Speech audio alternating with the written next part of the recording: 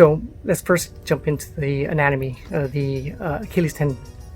So the Achilles tendon forms from the calf muscles. So one of the calf muscle portion is the gastrocnemius. That's the bulk of the calf muscle. That's the muscle that most people see when they flex their calves, right? So gastrocnemius is the most superficial muscle of the calf. Then as we go a little bit deeper, we have something called the soleus muscle. The soleus muscle also is a part of the calf muscle structure.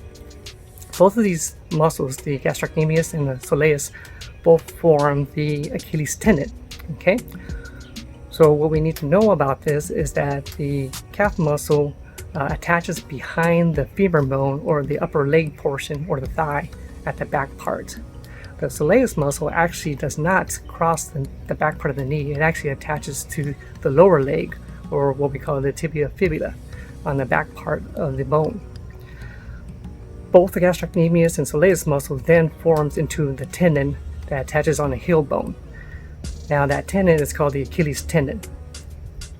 Now what you will find at the base of the Achilles tendon is a sac called a bursa sac. That bursa sac helps lubricate and allows the Achilles tendon to move around freely without much issues. Okay, so now we talked a little bit about the basic anatomy of the calf muscle and Achilles tendon.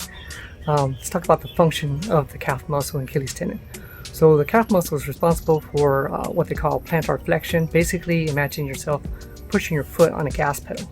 That's the function of the calf muscle and the Achilles tendon.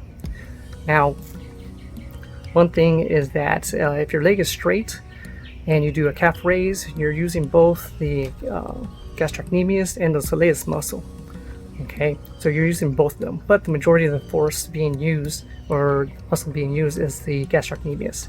Now, if you bend your leg at a 90-degree angle and then did a calf raise, you're focusing mostly on the soleus muscle.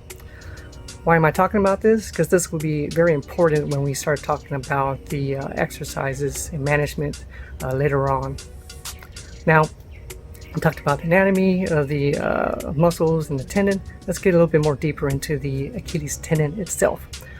So the Achilles tendon, the structure, how it's formed, they have very long vertical lines, okay, that go up and down. They're very strong in that direction.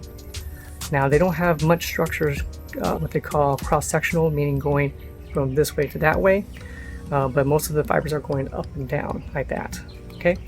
Why is that important? Because as we run and we do stress on the Achilles tendon, if you have motion that causes the Achilles tendon to shift from the side or forward and backwards, that will cause some irritation and maybe some micro trauma. Okay, so it's very important to know and understand that the Achilles tendon fibers are both up and down. Okay, so it's very strong that way, but it's weak going in any other direction.